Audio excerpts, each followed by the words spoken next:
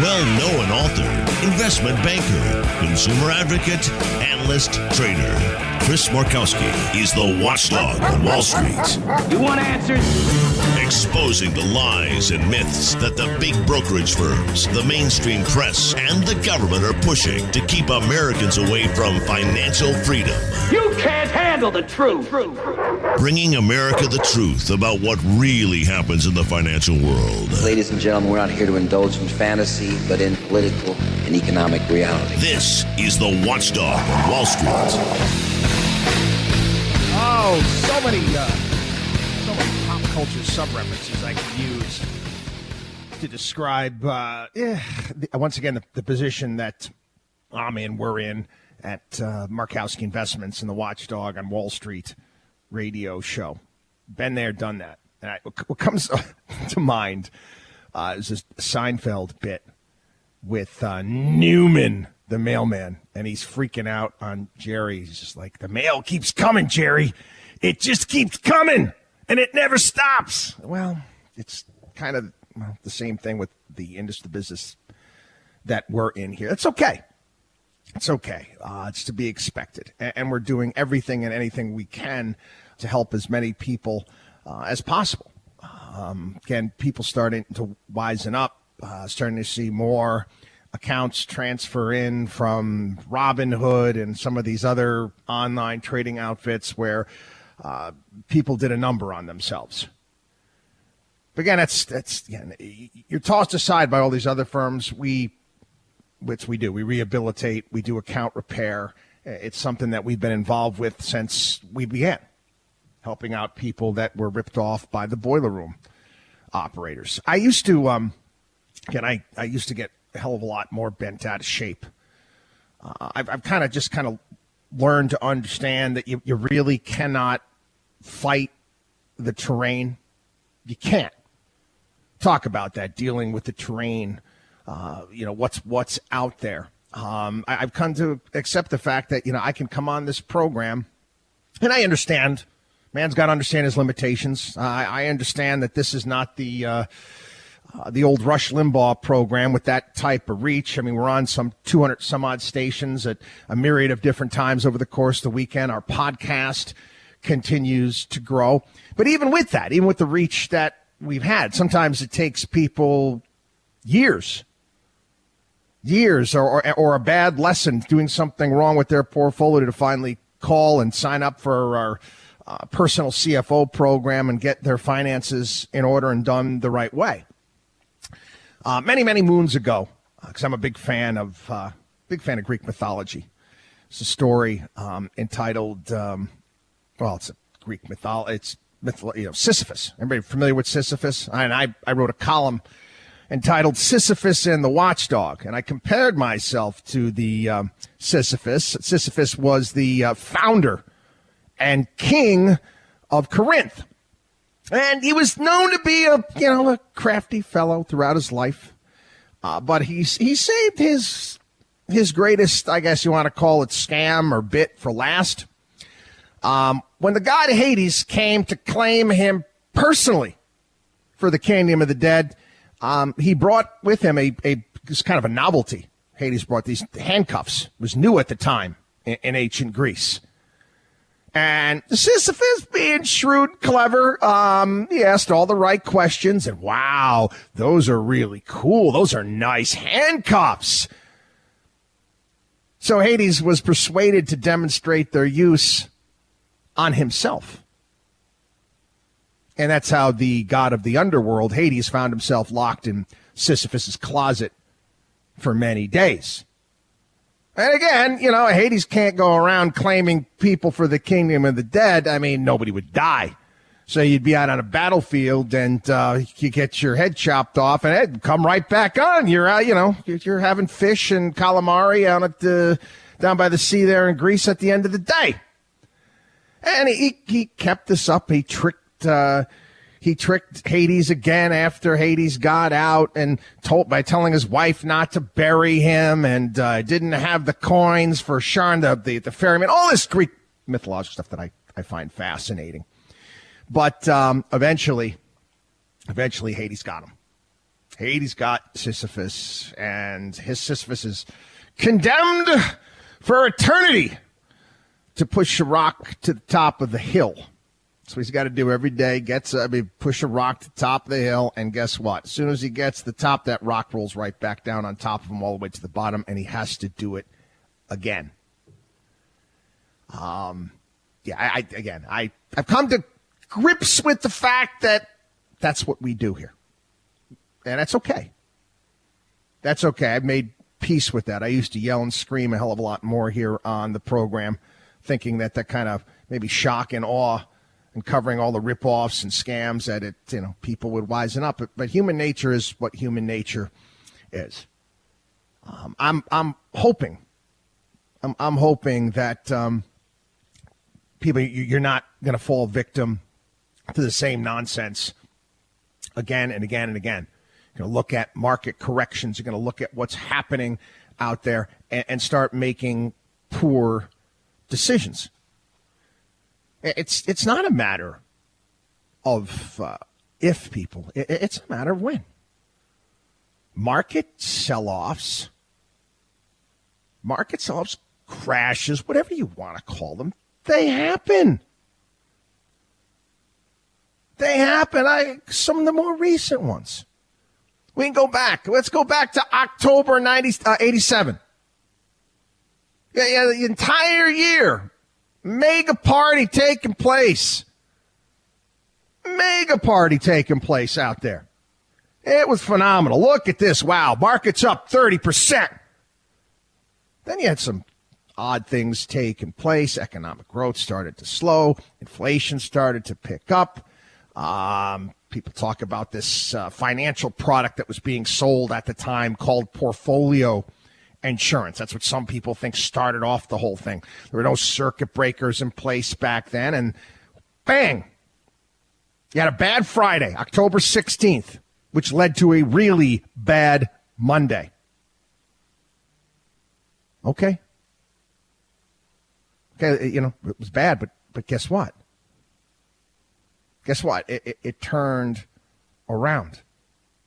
You can take a look at 97 to 2001. The mother of all speculative tech bubbles. And at that period of time, I'm going to be honest, it was one of the more difficult points in time for Markowski Investments because we stuck to our guns. Yes, did we take positions in certain high-quality .com companies? We had a philosophy back then. It was called our toll keeper philosophy. We wanted to invest in companies that were actually building the internet, providing access to the internet. And those companies did well, but they didn't skyrocket. And it was difficult for us at Markowski Investments because everybody was a genius. I remember having clients, my caddy told me about this stock. And your caddy told you what? And it didn't matter. And everybody kept pouring more money in.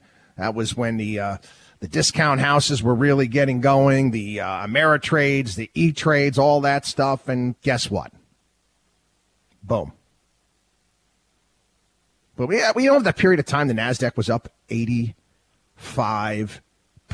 over that period of time. Top performing stock. This is 1999. 1999, S&P up 19.5. Okay. S&P. The NASDAQ was up 85.6. Again, so you had more conservative companies. You were doing well, but you weren't doing 85% well.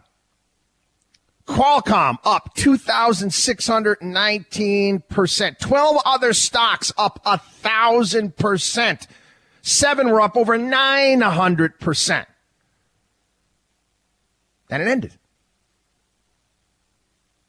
Over the next 30 months, the NASDAQ dropped by 78%. Now, the clients that listened to us and owned fundamentally sound companies companies that had better business plans, better management, actual earnings, they did fine. They did fine. Well, they did well. They did well throughout the dot-com run-up, and they did well after.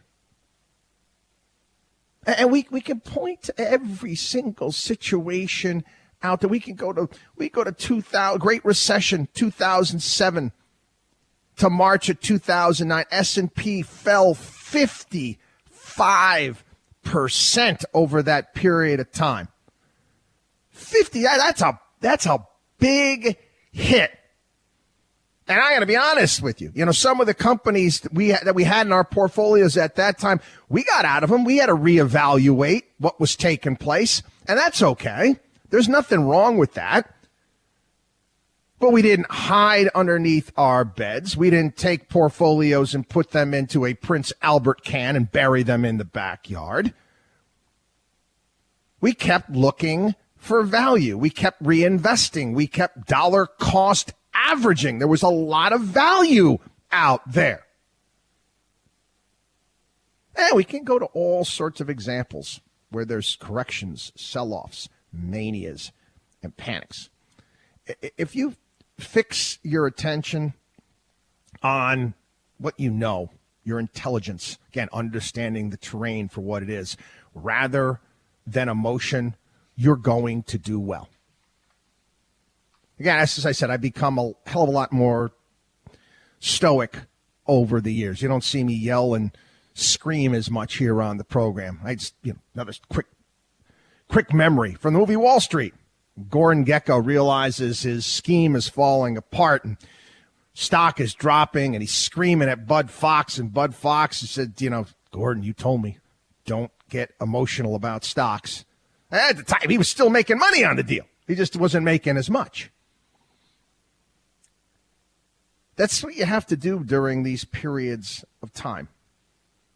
Okay? You have to reevaluate. Okay? If you're chasing things and you're trying to, what's going to happen? What is this analyst saying on TV? That's another thing too. That's another tip off that you're doing something wrong, is where you look for opinions. You look for opinions that might go along with yours at the time. It's you want to back up what you're feeling at that point in time. We're going to get into pricing and timing today on the program because I feel it's important. We should probably go over that because, again, that's a big issue as well. We're also going to talk about last weekend. Last weekend, comments made, some great stuff. Great sound bites coming from Warren Buffett and Charlie Munger. I'm going to give you my take on some of the things that they have to say. So we got a lot we've got to go over. We're obviously going to talk about the Fed a little bit later on in the program, basically taking a 75 basis point hike off the table. Market goes gonzo on that. Again, all algorithmic headline-driven trading. Try to take that stuff out. Try to understand and see the forest for the trees. When you see these types of swings in the market, understand what they are. Anyway, we're going to take a quick break. Take a quick break right here. Like I said, we got a lot we got to go over on the program today. I do want to remind everybody the good old Markowski Investments personal CFO program, and we're working our butts off. Okay, a lot of people calling, a lot of people signing up. Take advantage. We will get to each and every one of you. So get there, sign up for our personal CFO program. It's at our website, watchdogonwallstreet.com. That's watchdogonwallstreet.com. Or you give us a call, 800-471-5984. I would wait forever for those lips of wine.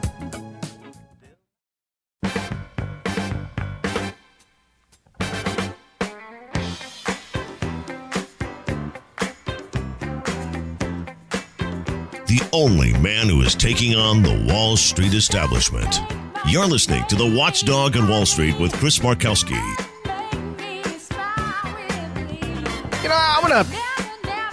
Let's talk about, I mentioned it. I mentioned Robinhood. I mentioned the discount houses. It's the same thing.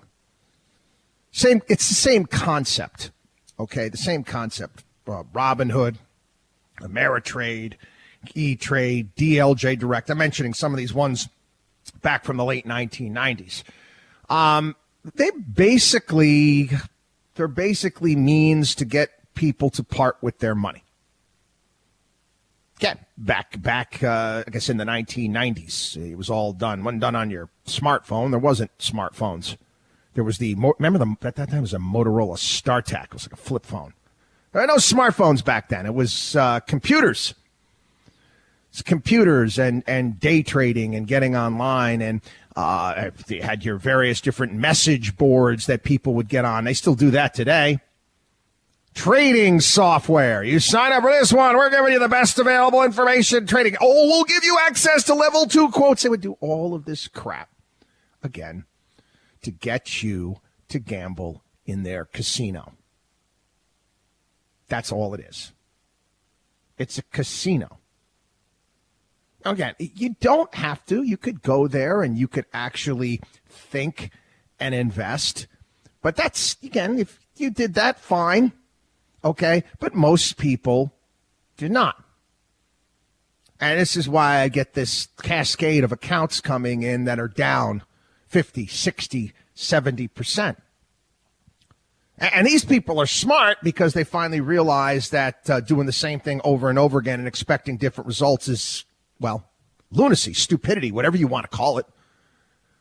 Got to trade your way back to profitability. Yeah. The same people thought that they could trade their way back with boiler room stocks from Jordan Belfort and all of the boiler room companies out there. No, it doesn't work that way. Everything in life that has meaning, value, and worth involves work, time, and effort. Charlie Munger made some comments last weekend at the Berkshire Hathaway conference talking about Robinhood and how it's unraveling. I had told this story before here on the program. Right before Robinhood was really kind of put out there and launched, we too were asked. We had people coming to us, people with money, wanting us to have a Watchdog on Wall Street trading app, and we could promote it here on the radio show. And they showed me all the people. You could get all of the millennials, and you're going to get some of the younger people, and you're going to get them involved with trading. They were making this pitch. But again, they were stupid because they were trying to push my greed buttons. Trying to push my greed buttons. And they failed to understand that I put my clients first, and I take what I do here very seriously. I want to see people do well. I knew what was going to happen with this. Exactly what was going to happen down the road. I saw that people were going to turn it into a bloody gambling app, and they were going to lose their shirts. You want me to give you another example where I saw it in The Godfather? First Godfather movie, Don Corleone meets with Sollozzo the Turk, sitting down there, and his kids, and all, a lot of money in that white powder. The guy wanted to refine heroin, right? Wanted to sell it. But Don Corleone's smart. He saw the future. He said, this is going to ruin us in the end. This dealing drugs is a dirty business. He wanted no part of it because he knew what it would do to neighborhoods. He knew what was going to happen to communities, and he didn't want to do it. He was right. He was right. I mean, just because something is going to make a company a hell of a lot doesn't mean it's going to be good for everyone out there. And instead, what it does is it poisons land. It salts the earth. It salts the earth. It turns people off, future investors off. I said it here on the program. I knew what was going to happen with Robinhood. I knew what was going to happen with their stock. Exactly. What do you think when you blow up your clients? What did you think was going to happen? Your clients are going to eventually, done. I can't do this anymore. You blew them up. It was just pure and utter stupidity. But again, it's preying on human nature. Okay, dollar and a dream. I want it now. And again, pushing aside the fact that, again, it's not easy. Work, time, and effort is what it takes when it comes to building portfolios. Anyway, again, people, we welcome everyone here, okay? Whether you're just getting started, whether you blew up your portfolio, it doesn't make any difference. Okay, we help everyone. Sign up for our Markowski Investments personal CFO program. Learn how to navigate all these financial storms, corrections, all the volatility. WatchdogOnWallStreet.com. That's WatchdogOnWallStreet.com, or give us a call, 800-471-5984.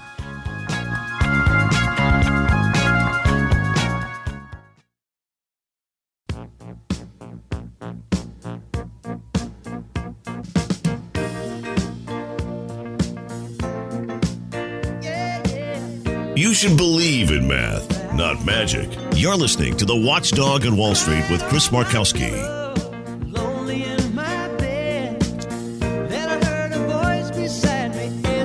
Hey, listen, it's not just, it's asking us here at the Watchdog on Wall Street show to promote and put our name on a trading app, which we rejected.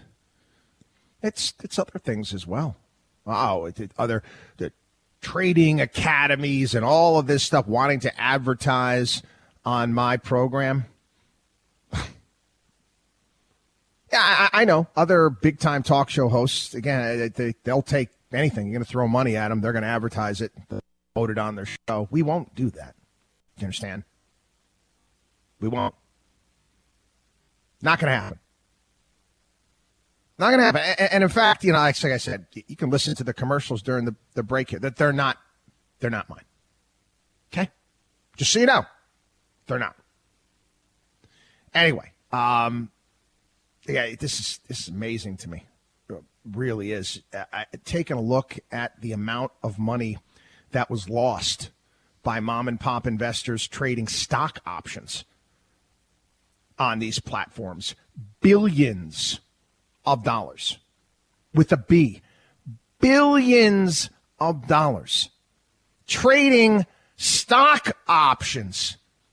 Now, again, we utilize stock options. Yes, we do. And very specific hedging strategies. They are a tool. They are a tool to hedge portfolios, and they need to be used wisely.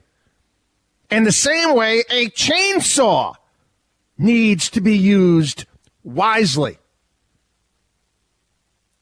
Billions of dollars. I saw a story. 50,000 options sold on GameStop. Basically, people buying in, thinking that GameStop was going to be 7 times higher the next day. And the options expired the next day, worthless, yet people bought it. Not to mention, you know how much money is made on these option trades in the spread between the bid and the ask? Do you have any idea? You got to see 12, 13%, if not more, just to break even. Anyway, I want to talk about pricing and timing. When I first started working on Wall Street, and I'm working under some big bosses, and doing the old dial for dollars, having me call certain CEOs and executives and whatnot that they had on their various different lists there. And they wanted me to stress, okay, I'm working for this group here under this advisor over at this wonderful firm, and we are experts at pricing and timing. There's one of the things that the big schlock brokers told me to say on the phone is, we're experts at pricing and timing. We can guide you into the market, and we know how to guide you out of the market. Right. Sounds good, but it's BS. It is. If anybody tells you that they know where the bottom is and where the top is, whether it be in the market as a whole or an individual stock, they're crazy.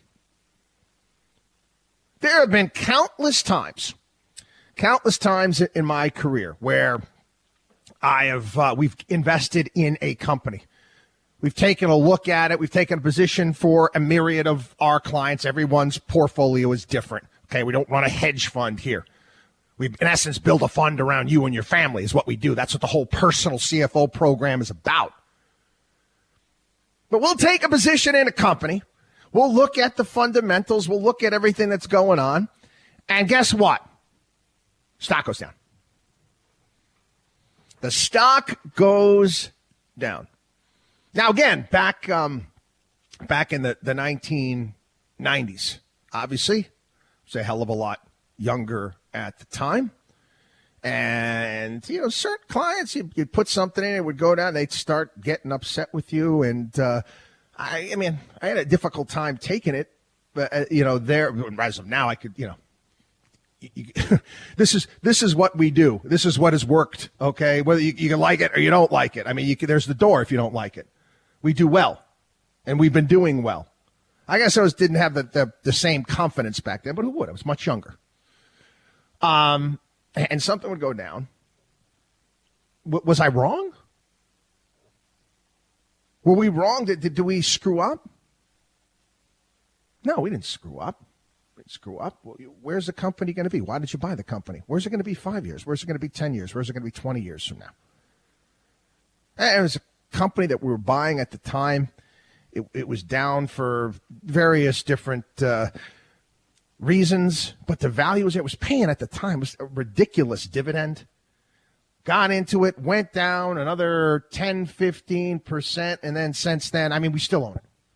This is back in 1997, 1998. Still own it in many portfolios. Have trimmed the position over time, but still collecting that dividend again and again and again and again and again. That's what works, people. Got to take a quick break. I'll get further into the whole pricing and timing thing. WatchdogOnWallStreet.com. WatchdogOnWallStreet.com. Again, become a part of the Watchdog on Wall Street family. Our personal CFO program. How are you going to be able to recognize risk and make money off it? WatchdogOnWallStreet.com. We'll be back. I'm your boogeyman. That's what I am. I'm here to do whatever I can. Be it early morning.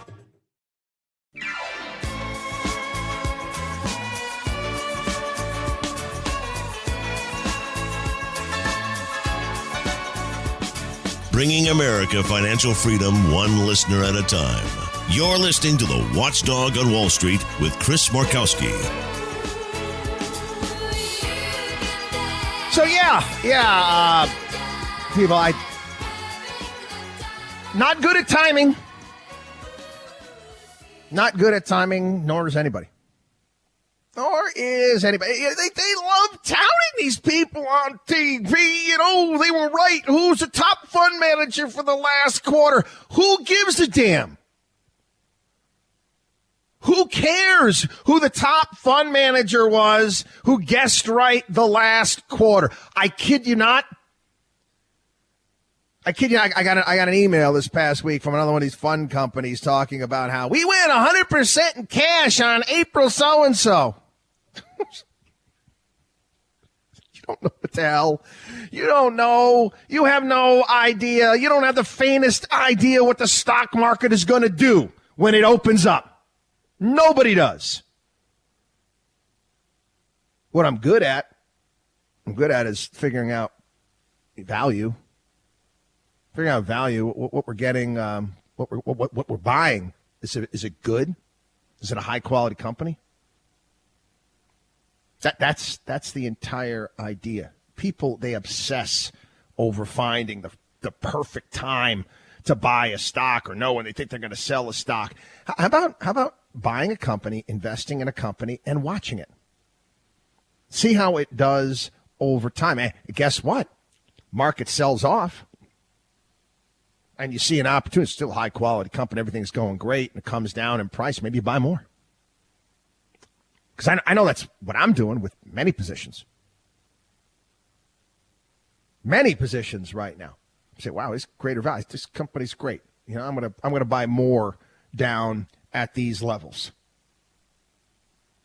Why not? You're not buying junk. I know there's that saying, you don't catch a falling knife. Okay, I get that. You're not buying speculative stuff on the way down. You buy high quality stuff when it's on sale. It's amazing to me. It's amazing. People will wait. They'll wait for a sale at the Home Depot if they need a new lawnmower. Wait for that sale. They find out there's going to be a sale coming, or the salesperson, well, you can wait another couple of weeks, and it's going to be on sale. Okay, so you wait. It's the same lawnmower. Okay, it's down in price. It's better value. Why not buy it there? It makes sense. I can't stress this enough, people, and I know I've been saying this now for decades here on the show. Decades. That's right. Oh, listen, we've been the longest running financial program in the country for a reason. Decades. Value. Everything in life that has meaning, value, and worth involves work, time, and effort. Follow. Hey, you can ignore us at your own peril, your own risk. It's up to you. WatchdogOnWallStreet.com. WatchdogOnWallStreet.com. Become part of the Watchdog on Wall Street family. Don't go anywhere. We'll be back.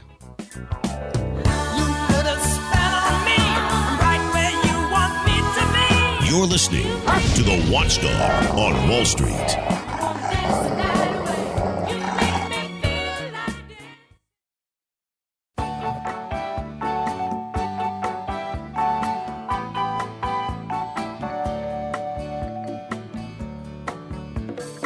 Taking Wall Street's liars, crooks, and cheats out behind the woodshed. You're listening to the Watchdog on Wall Street. All of those tourists covered with oil. It's kind of the irony, again, related to Warren Buffett, Jimmy Buffett. But Jimmy knows how to print money too, man. Woo-wee. Woo-wee. Again, you gotta admire that guy. What a businessman he is. It really is. Now, like they're doing communities now. These Margaritaville communities, I guess, kind of modeled after the villages. You know, kind of not quite. You know, retirement. Yeah, I guess retirement communities where party all day, Margaritaville. But anyway, I digress. Couple quotes I want to talk to you. We're talking about pricing and timing. I saw this by Stanley Druckenmiller, who throughout most of his career, well, he's been quite good at what he does. But he admits to where he screwed up. He drank the Kool-Aid. And this has to do with the dot-com crash. It's like this Stanley Druckenmiller, I bought $6 billion worth of tech stocks.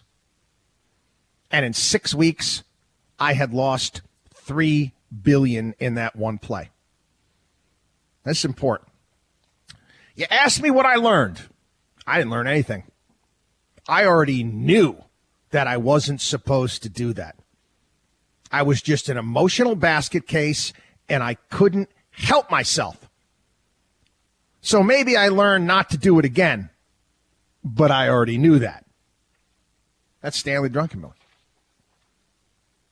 Bill Gurley is a venture capitalist involved in a myriad of different companies. One of the early investors in Uber, made a fortune in that. And he's talking about, valuations as basically right now. Same thing with the dot-coms. You can basically take a lot of these unicorn, we want to call them unicorns, tech companies as of late, put them into perspective with the 13-year bull market run. And again, it's going to be a painful process for many out there. For many companies, again, we've been warning you about many of these companies, these high flyers out there. So a lot of these previous all-time highs are meaningless, just so you know. They are meaningless or irrelevant. Just because, and again, this is important, because you got to look at the fundamentals of a company. Just because a company is down 70% doesn't necessarily make it cheap. Because it was up there before, right? No, it doesn't. At some of these companies, you kind of have to forget that those prices happened at all. Again, this is part of the process, what we've been working through with so many people as of late, going through each and every position in their portfolio and reevaluating them. And that's what we do. And again, I invite each and every one of you to go to our website, sign up, whether it be account repair kits, whether it be our personal CFO program. And our personal CFO program, it's all encompassing. You're going to have access to our accountants, our lawyers, and everything we do. In essence, it's a family office for you. And we provide the services to everyone. Whereas most advisors, if they're setting up a financial family office, you got to have a serious chunk of change for them to even work with you. We put together a system where we help everyone. So take advantage.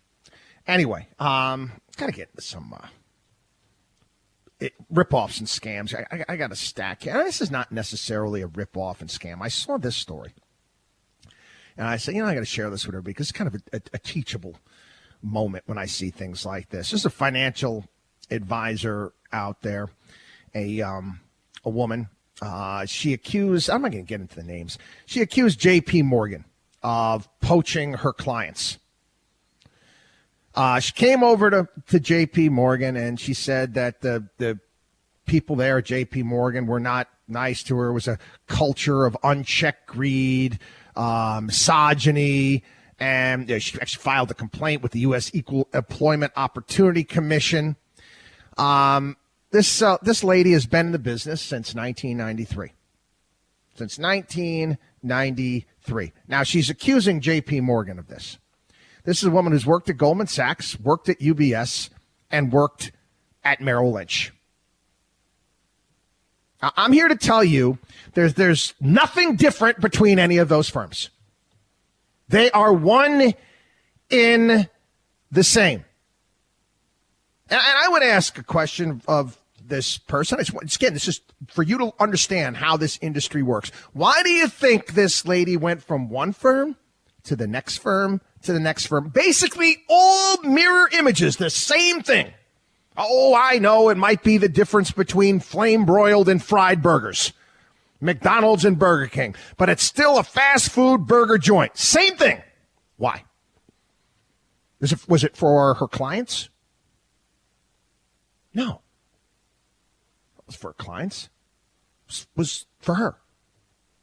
It's for her. She had a certain book of business, and the other firm offered her a signing bonus to come over. Did they anything value added for the clients? Oh, I'm sure she probably told them something. But no. Now, and I never really seem to understand this. If these, they're not financial advisors because they work at big brokerage firms. They call themselves advisors, but they're not fiduciaries. You're so good. Why don't you just open your own registered investment advisory and really do the right thing by your clients and lower their fees and the costs that are involved? No. See, this is part of the game. Once you get to a certain point, they like bouncing from firm to firm to firm to get these bonuses. Once the contract's up, on to the next one. Again, does this benefit the clients at all? Nah. But again, your choice. You want to work with these big firms. Again, that's up to you. It's up to you. I'm just telling you the way it is. Watchdog on WallStreet.com. Watchdog on WallStreet.com. We'll be back.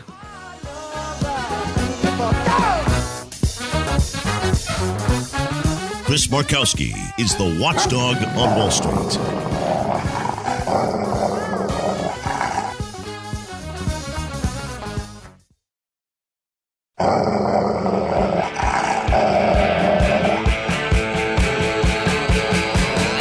Well-known author, investment banker, consumer advocate, analyst, trader. Chris Markowski is the watchdog on Wall Street. You want answers? Exposing the lies and myths that the big brokerage firms, the mainstream press, and the government are pushing to keep Americans away from financial freedom. You can't handle the truth. Bringing America the truth about what really happens in the financial world. Ladies and gentlemen, we're not here to indulge in fantasy, but in political and economic reality. This is the Watchdog on Wall Street. Yes, it is. Welcome, everybody. It is the Watchdog on Wall Street show. We've got to get into all the economic news, the Fed, all that good and exciting stuff. It was funny to watch, though. You're watching the Fed release come out this past Wednesday, and we all knew it telegraphed the 50 basis point move. And you watch the it's like a video game. Stock market's going up as Jay Powell is talking. Stock market's going down as Jay Powell is talking. Stock market goes parabolic after he basically says that a 75 basis point hike is off the table. Now, again, here's some of the reality, people. If you honestly think that these are people with their 401ks and retail investors deciding what they're going to do, it's not.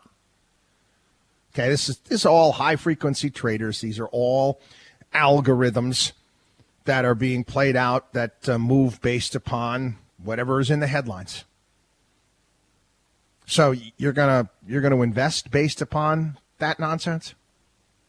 No, you can't. So don't bother. Anyway, look at the economy as a whole.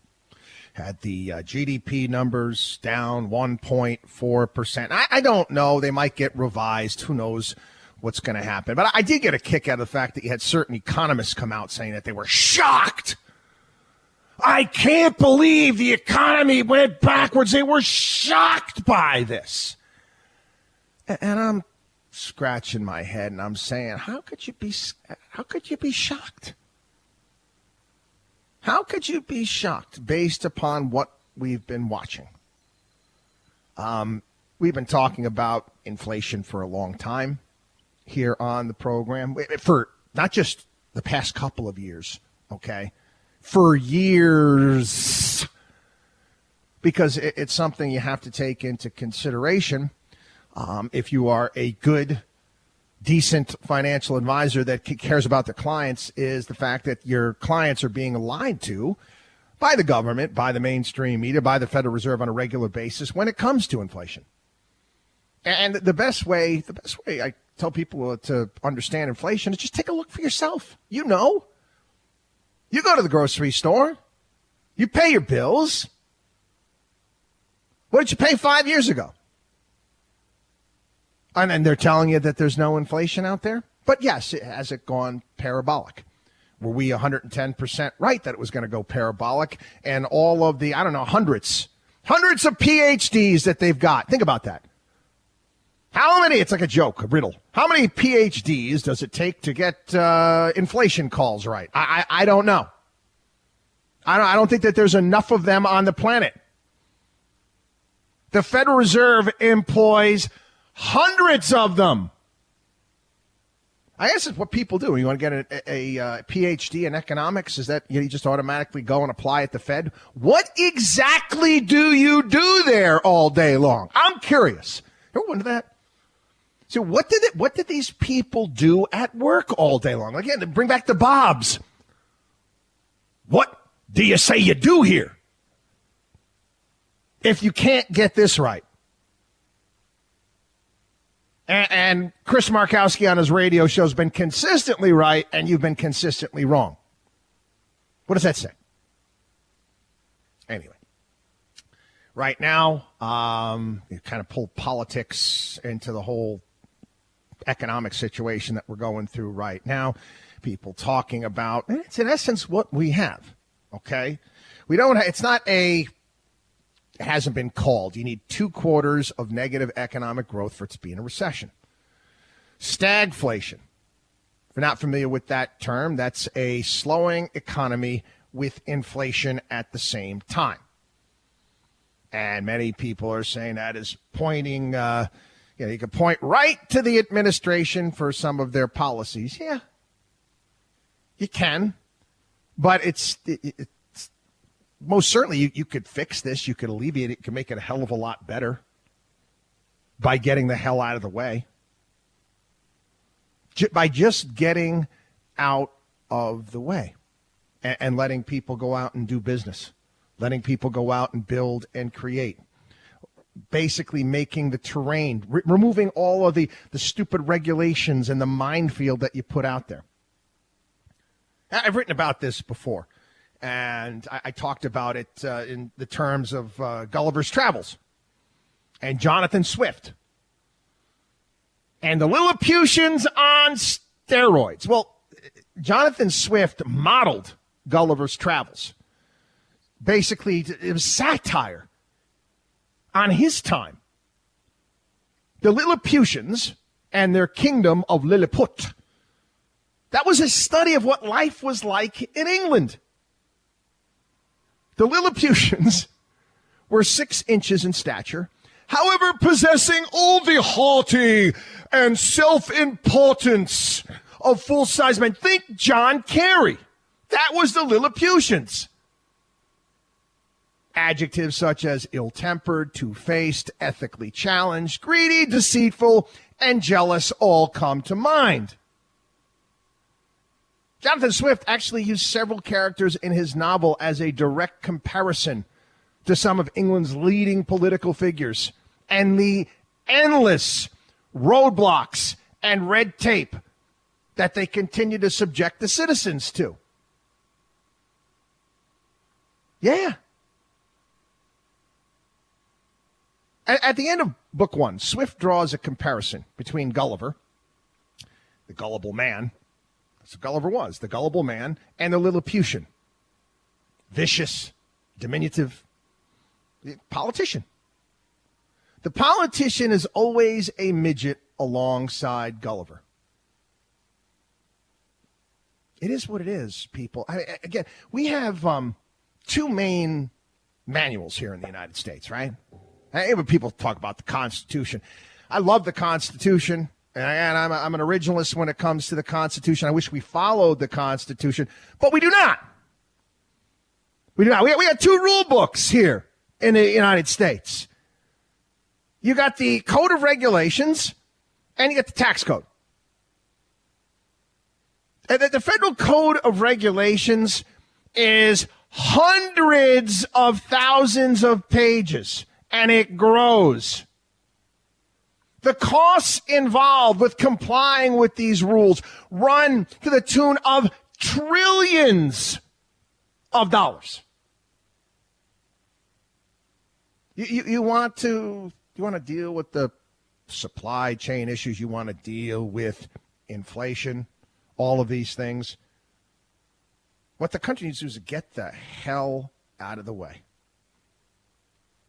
Let small businesses build. Let them create.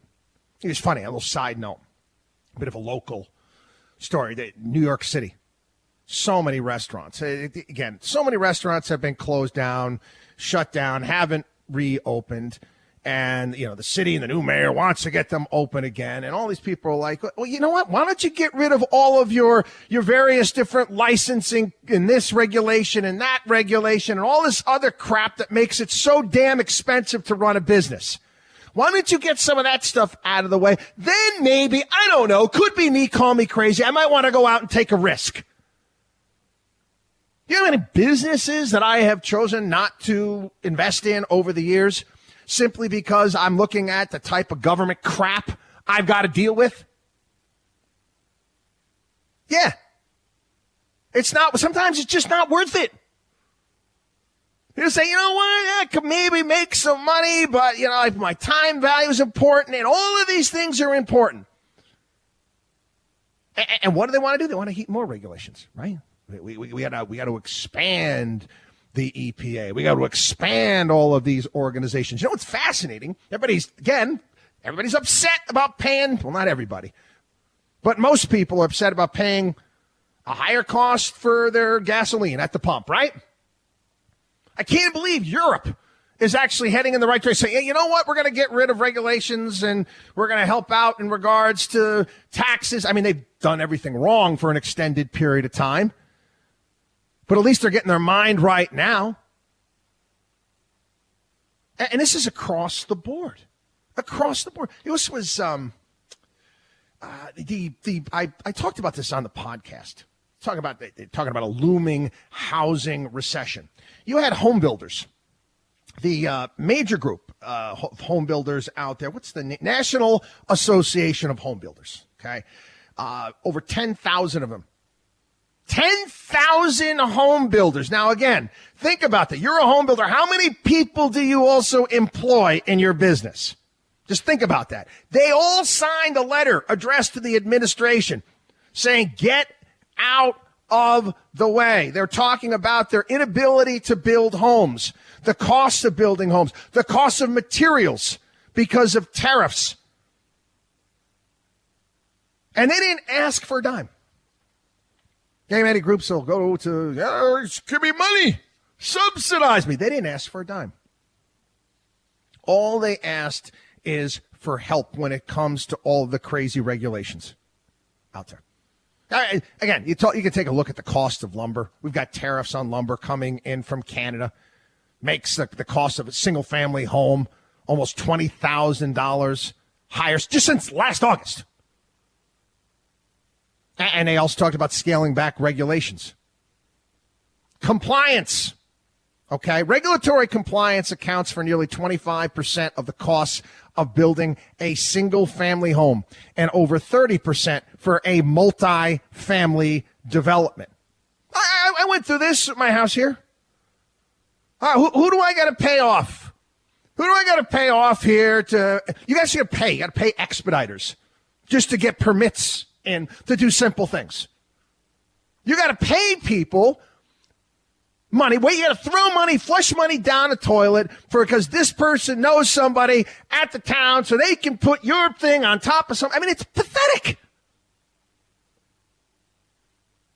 Not supposed to be this way.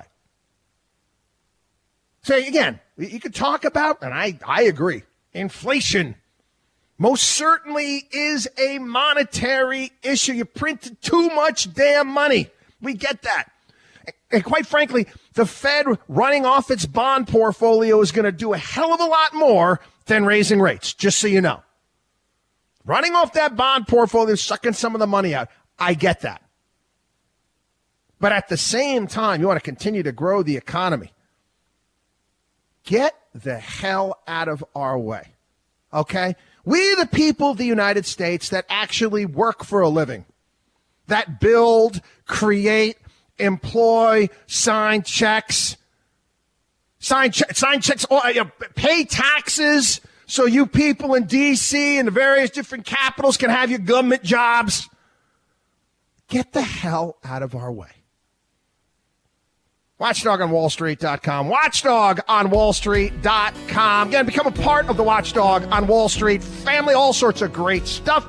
Of course, our personal CFO program. Sign up for that. Account repair, newsletter, you name it. WatchdogOnWallStreet.com or give us a call, 800-471-5984.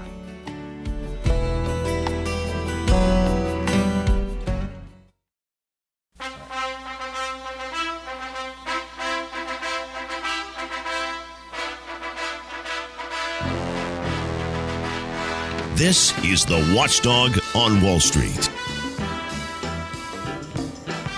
Yeah, in case you haven't figured it out yet, it's hits from 77.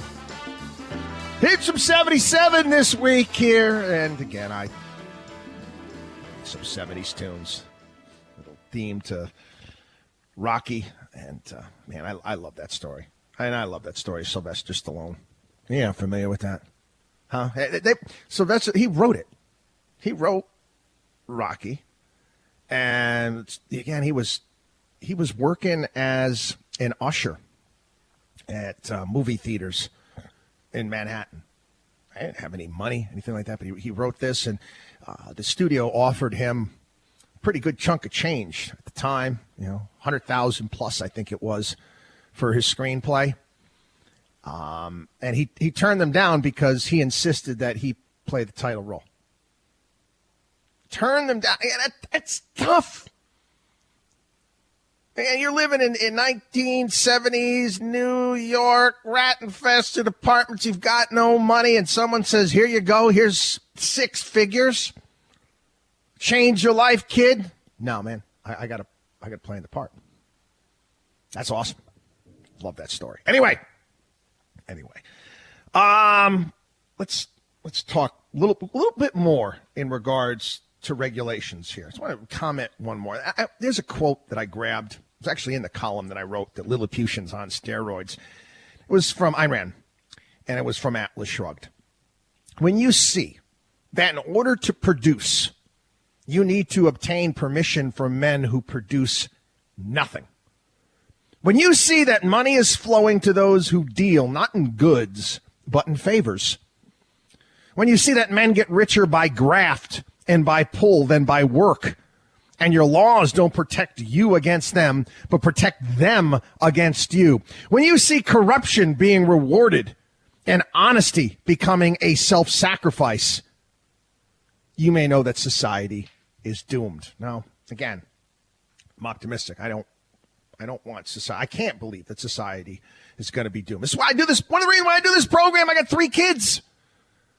I got 3 kids of my own, not to mention all of the kids that I've been in contact with and coached my entire lives. I want them to go into a world that is better.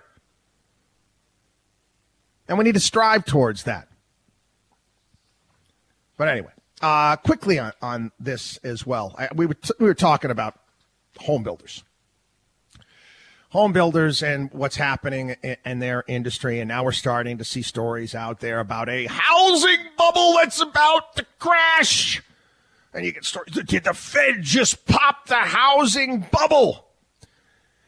Again, the nonsense that you hear on TV from these pundits, it's all a part of the grand conspiracy to keep people poor and stupid. We're a pretty big country. Last time I checked, pretty big country, and the value of housing in markets is dependent upon a myriad of factors. First and foremost, we all know, hey, is there ever a recession? Is there ever a bubble when it comes to beachfront property? Huh? Is it ever a bubble there? Do you have any problems there? No.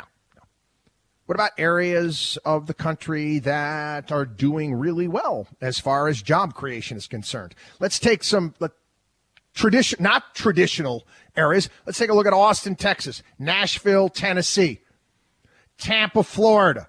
They're booming. A lot of jobs down there. Great environment when it comes to taxes.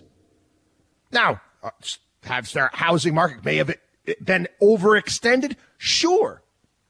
Okay, but there's a reason behind that. We have to don't consider the housing market, United States housing market as a whole.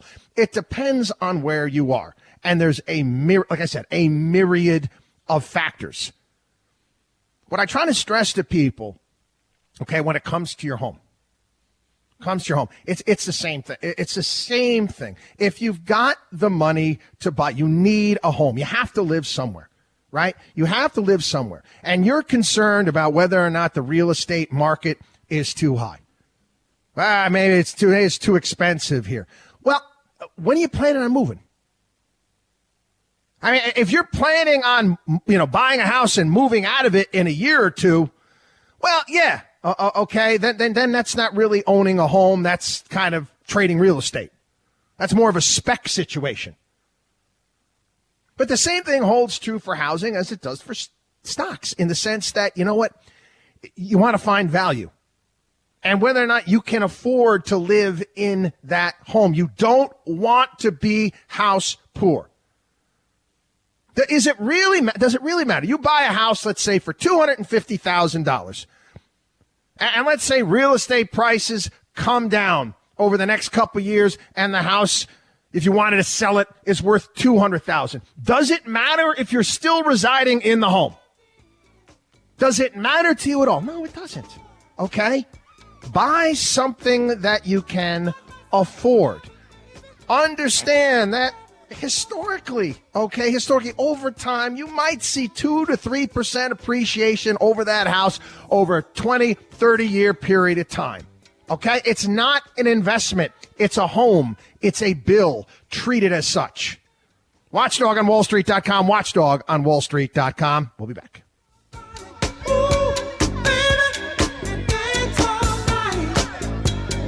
You're listening to the Watchdog on Wall Street.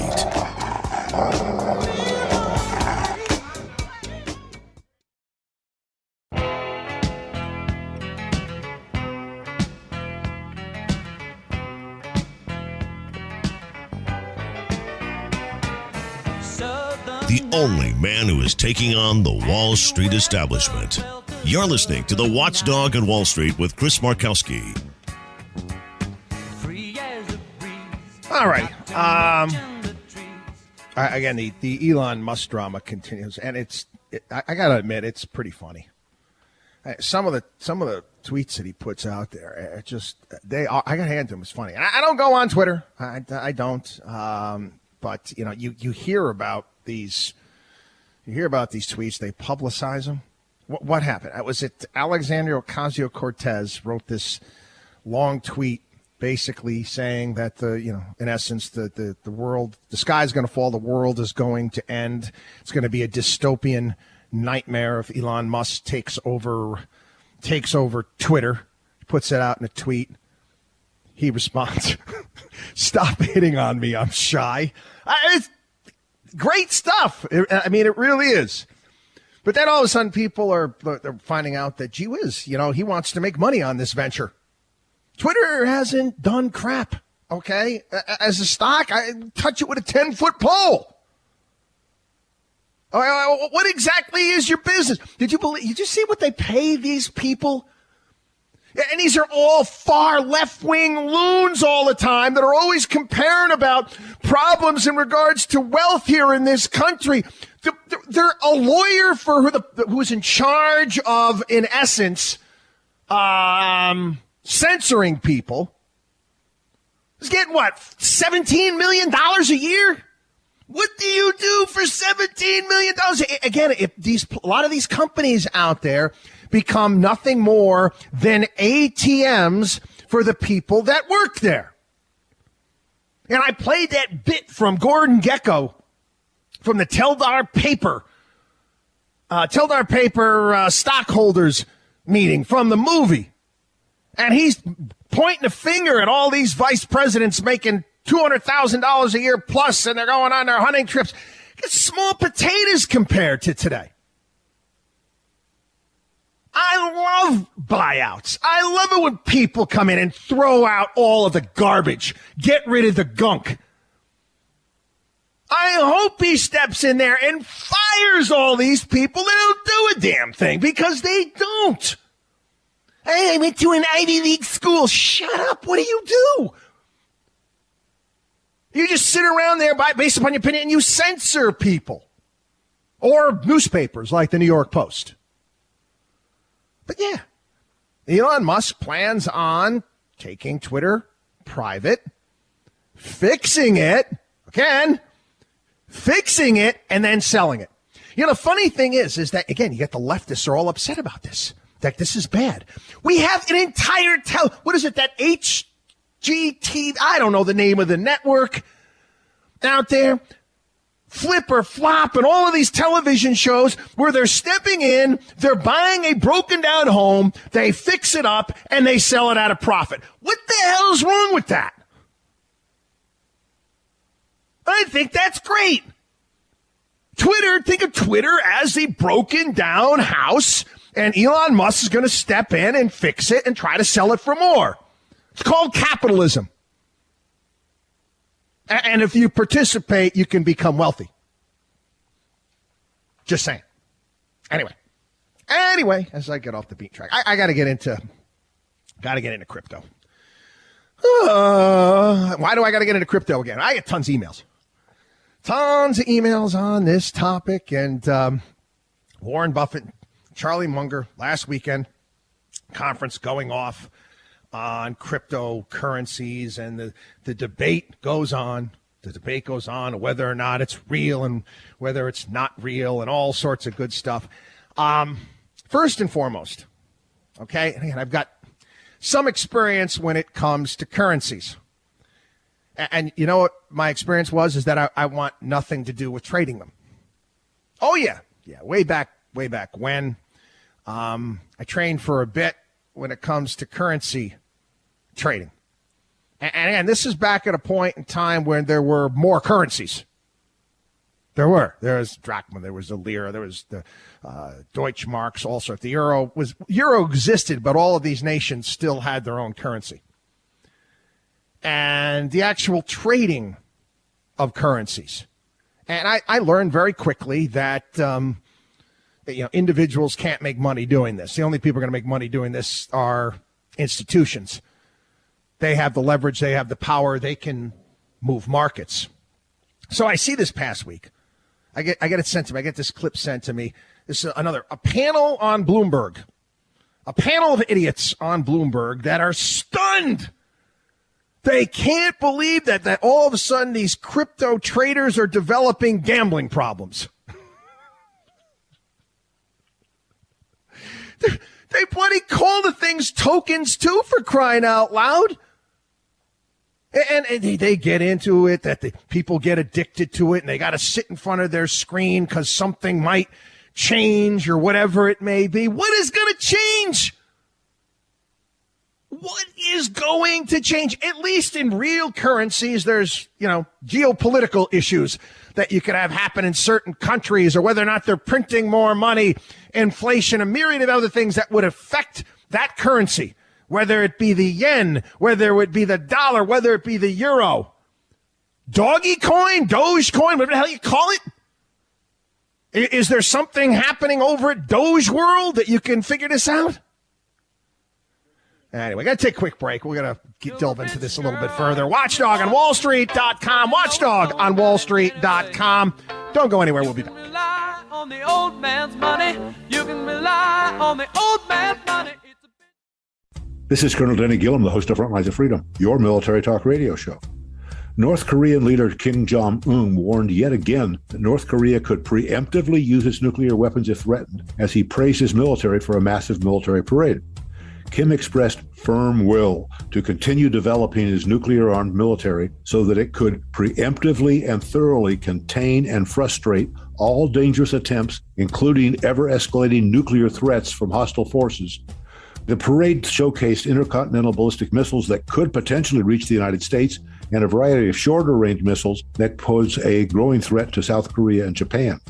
The parade marking the 90th anniversary of North Korea's army came as Kim revives nuclear brinksmanship aimed at forcing us to accept the idea of his country as a nuclear power and remove crippling economic sanctions.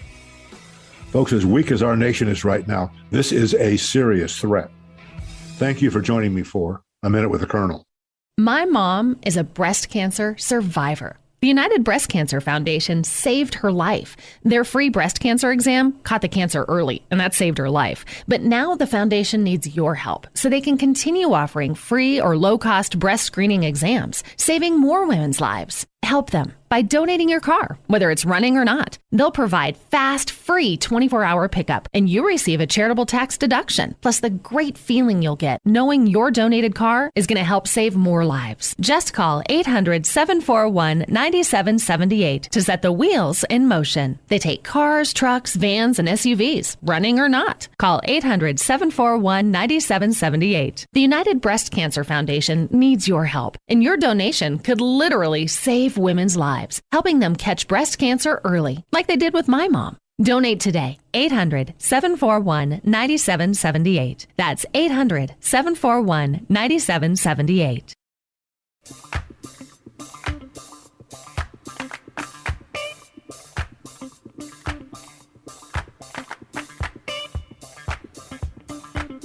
You should believe in math, not magic. You're listening to the Watchdog on Wall Street with Chris Markowski.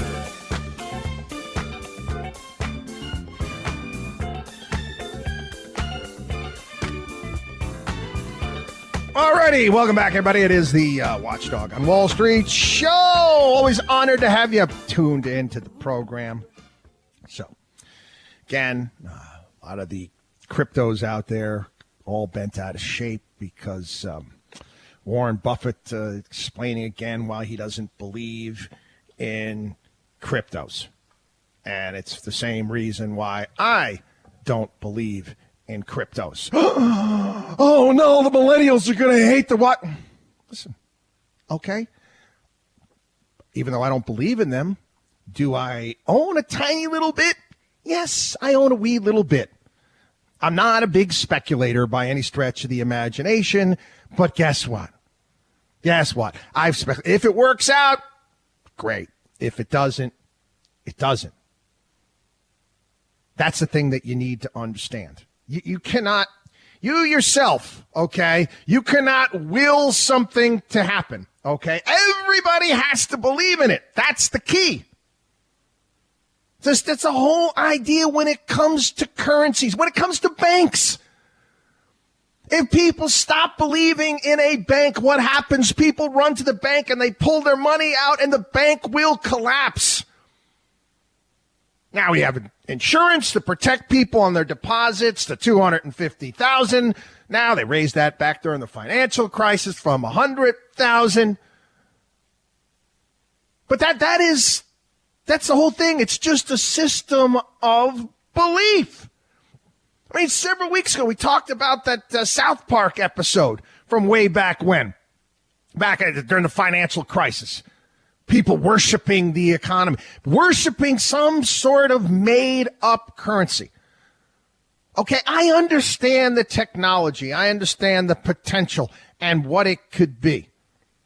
But listen, I buy things that are productive.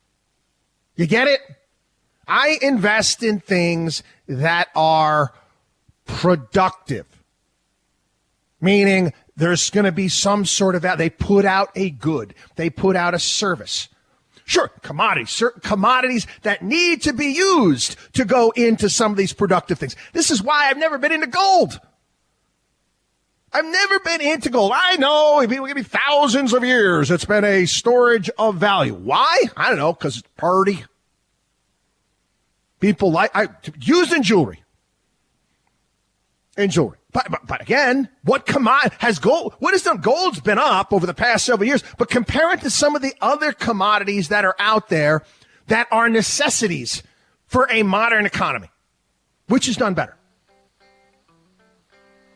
Again, this is part of the whole crypto thing that you need to get your arms around.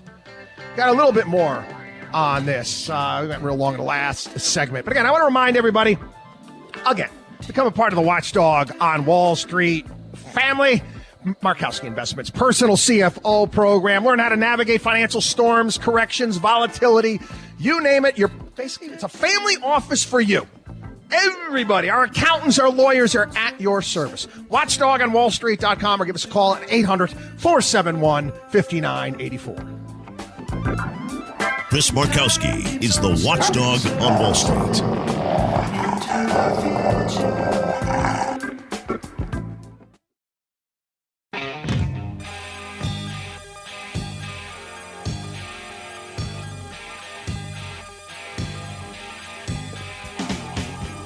Bringing America financial freedom one listener at a time. You're listening to the Watchdog on Wall Street with Chris Markowski.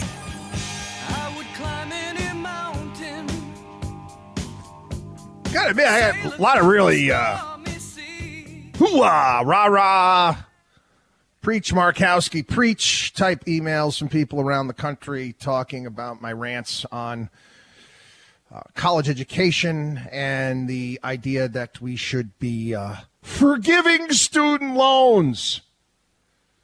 I'm going to share with you an email. I'm not going to mention the names here. Some professor out there that talks. He sent an email talking about how he's got 2 children that would actually benefit from loan forgiveness. And he talks about how student loans are actually utilized. And he says he has students in his classes talking about how they're spending their financial aid to go on a spring break trip, purchase booze, and other items that are not education-related expenses. Several years ago, a student was showing his Rolex to fellow students, and when asked how he could afford such an item, he replied, "My student loans." Yeah, again, it was different. When I went to school and I had a few student loans, I never saw money. Money went to the college. Money went to college. And I got to see this great email. It's not the first time I've heard about this. I know that this is the case now. They send these money to kids. It's actually worse for the graduate students. They even get more money sent to them. Living expenses, all sorts of stuff. No, this is one of the biggest taxpayer cons ever.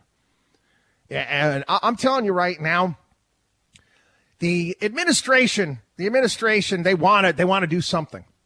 Okay, they have to do something because, things are not looking good right now in 2022. And what they're doing right now is they've got their finger in the air. They're seeing which way the wind is blowing.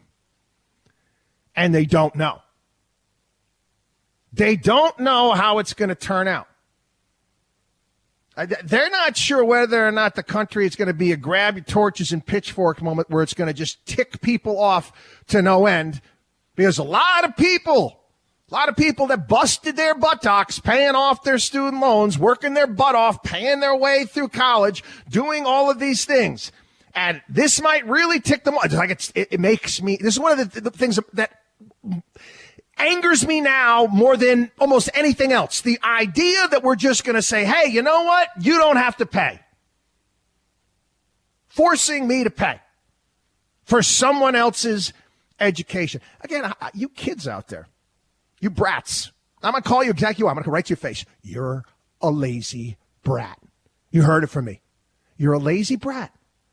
Oh, you don't want to pay your loan. I know you probably hit a lot of like buttons and you might wear some ribbons and on your profile on social media, whatever cause du jour, you've got the colors up there. Let me ask you a question. Why do you deserve my money more than someone that's homeless?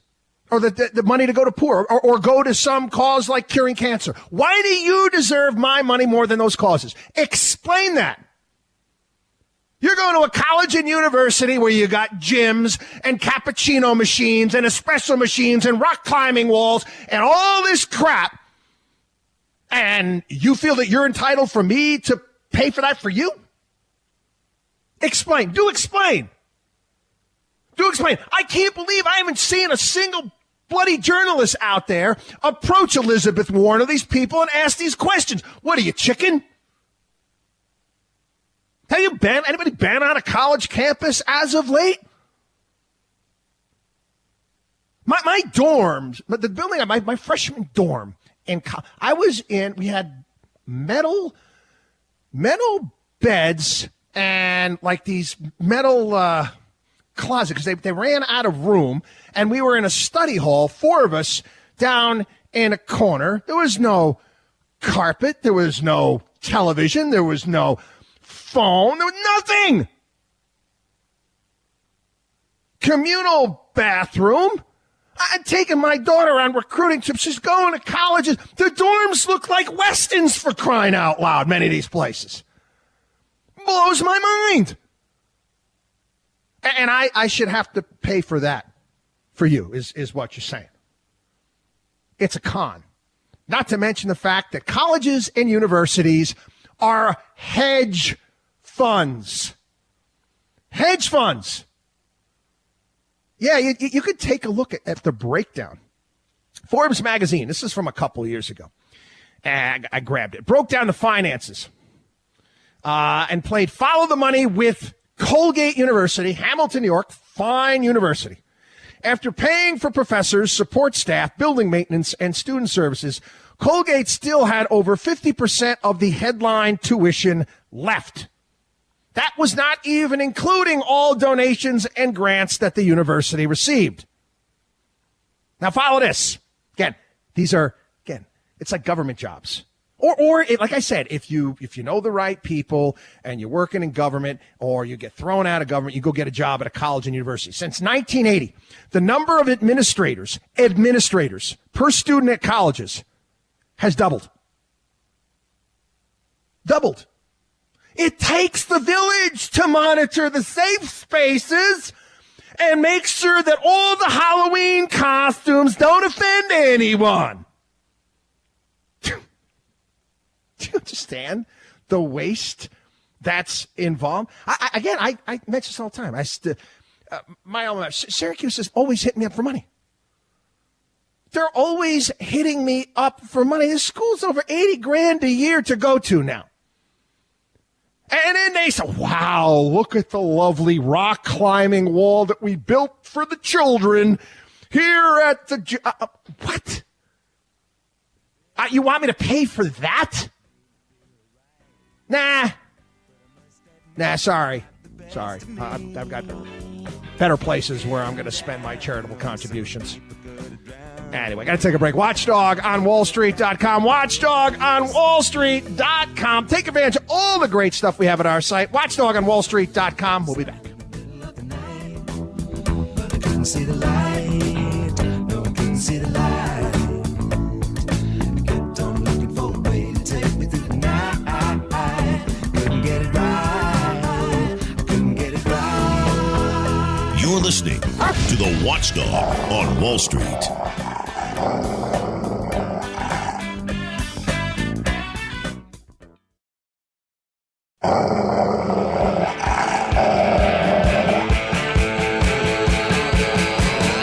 Well-known author, investment banker, consumer advocate, analyst, trader. Chris Markowski is the Watchdog on Wall Street. You want answers? Exposing the lies and myths that the big brokerage firms, the mainstream press, and the government are pushing to keep Americans away from financial freedom. You can't handle the truth. Bringing America the truth about what really happens in the financial world. Ladies and gentlemen, we're not here to indulge in fantasy, but in political and economic reality. This is the Watchdog on Wall Street. Yeah, a few topics we covered today on the program, and I'm not done. I got to get into these things a little bit further. It's kind of Al Pacino and Scent of Woman. I'm just getting warm. Yeah. House Republicans, just talking about education. House Republicans are demanding answers from the Congressional Budget Office after it miscalculated student loan program budget by $500 billion. By $500 billion. How many times have we heard again and again and again, well, the nonpartisan Congressional Budget Office scores this? Okay. You're off. $500 billion it's not a rounding error here. Okay. What exactly do you people do there? Well, there are methods and our algorithms and our models show this. Bull excrement. This all happened. This is all a part. This is all a part of the BAMster. That's right. You forgot. This was all a part of Obamacare, too. Oh, yeah. And we couldn't go against hope and change, right? We couldn't do that. $500 billion.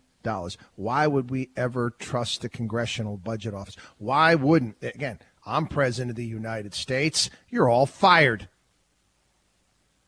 You're all fired. You're incompetent, obviously. Goodbye.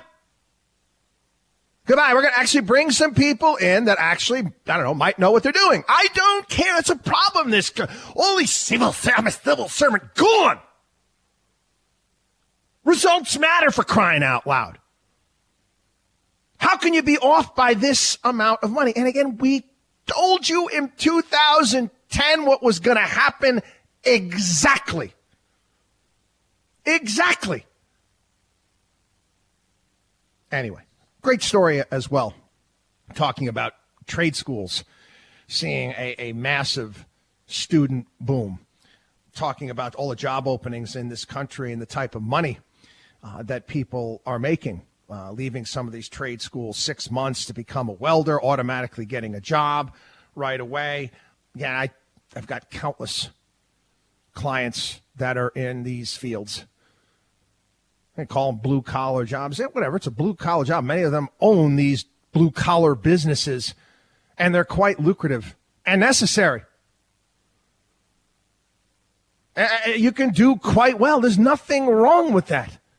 And you guess what? You don't have to go and spend and borrow $100,000 plus and get yourself a 4-year degree at some fancy pants university to make a nice living. It's not necessary, and it's not for everyone. Just isn't.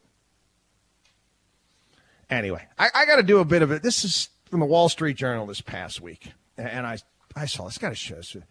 And again, these are stories that oftentimes, you got kids in school, high school age, middle school, still too young, college. You should share these things with them, helping them to understand just how the world works, basic economics. And this is out of Pittsburgh. Pittsburgh has decided to adopt what they're calling an affordable housing policy. That's going to lead to less affordable housing. So the mayor of Pittsburgh signed an ordinance that was passed by the city council. They want to expand the city's inclusionary zoning requirements, meaning developers building 20 or more units in certain areas of Pittsburgh that are gentrifying. It's an area called Bloomfield and Polish Hill. They are going to have to set aside 10% for affordable housing. So, okay, you build a building with 20 units. What's 10%? 2 units have to be, according to them, affordable. So a studio apartment under these rules could rent for no more than $742 a month. But again, the average rent, the market is determined. The average rent is $1,300 for that same studio apartment all over Pittsburgh. Now, okay, the cost of building materials this year is up 8%. It's up 30 since the start of the pandemic. The input costs to building a home have gone up by 33%. So you're a developer. What are you going to do? I got a sinking suspicion there's going to be a lot of housing developments that are going to be 19 units. Why wouldn't you? 19 units. Now, let's say you want to build one that is 20 or more units. What are you going to do? Well, you're going to have to make them more fancy pants, make them more luxury oriented, because you have to obviously recoup the costs on the units that you're going to lose money on. These builders are not getting any government handout. They're not getting any incentive when it comes to this. So this, in essence, is a tax without being a tax. And when you tax something, you get less of it. In Portland, Oregon, they introduced one of these inclusionary zoning things back in 2017. Permits for residential buildings with 20 or more units plummeted 64% in 25 months as developers went smaller to get around the mandate. You people, you don't think, okay? You people on the left, you thinking via emotion. I want housing to cost less for everybody. It's not right. I want it to come down. Well, again, how do you really go about doing that? It's obvious you have to increase the amount of units that you have. The policy that you're putting forward is going to decrease the amount of units. How's it going to work? That doesn't make any sense. It doesn't make any sense. You don't understand. These people don't know what they're doing. Again, whether it be the Capitol building in Washington, D.C., or most state capitals. The grand cathedrals of unintended consequences. Anyway, I know we talked about crypto a lot. I had a few more things I wanted to get into when it comes to this. The Securities and Exchange Commission is doubling the amount of crypto cops to combat fraudsters. The SEC, going to double the size of its cryptocurrency fraud department. A move to curb fraudulent activities in the hot digital space. They're going to add 20 positions. I think that there are more than 20 cryptocurrencies that pop up on any given day. It's called the Crypto Assets and Cyber Unit. They're going to have 50 dedicated positions. They're not cops, okay? They're not cops. You got to understand this. They put them out there as cops. They're not, okay? After somebody gets ripped off and there's a complaint, then they're going to come in. They're CSI. That's all. They're CSI. And the Securities and Exchange Commission is now saying, yep, crypto fraud continues to grow. More and more scams out there. So we need to add more CSI agents to come in after the fact and try to digest this. The difference is, and I explained this before, Bernie Madoff, one of the big, everybody knows his name, huge Ponzi scheme, over $20 billion. $14 billion was recouped. That's right. For $14 billion was recouped. Does anybody know of any crypto scams or schemes where anything is ever going to get recouped? How? There's nothing there. You've got nothing. You've got nothing. It's gone. And it's gone. You talk about the concept of money heaven. Okay. Poof. It's gone. So, again, what are the people at the SEC going to do? I don't know. I probably, we got this guy, this crypto scam. The money's gone. You're not going to get anything back. That's the reality. Labor Department's actually criticizing. Fidelity is now planning to allow Bitcoin in 401ks. I guess right now they say you can put up to 20% of your entire portfolio into cryptos. Farewell and adieu to you fair Spanish ladies. Farewell and adieu, you ladies of Spain. Quint from Jaws. Thank you very much. Watchdog on WallStreet.com. Watchdog on WallStreet.com is our site. Again, become a part of the Watchdog on Wall Street family. Everything. Personal CFO program, account repair kit, our podcast. I haven't mentioned that. You must sign up for our podcast. That continues to grow. We do that 5 times a week. Watchdog on WallStreet.com or give us a call, 800-471-5984.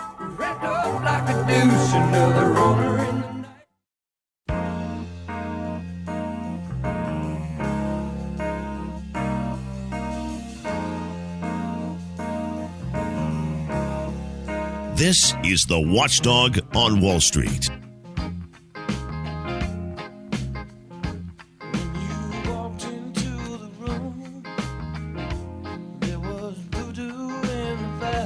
Welcome back, everybody. It is the Watchdog on Wall Street show.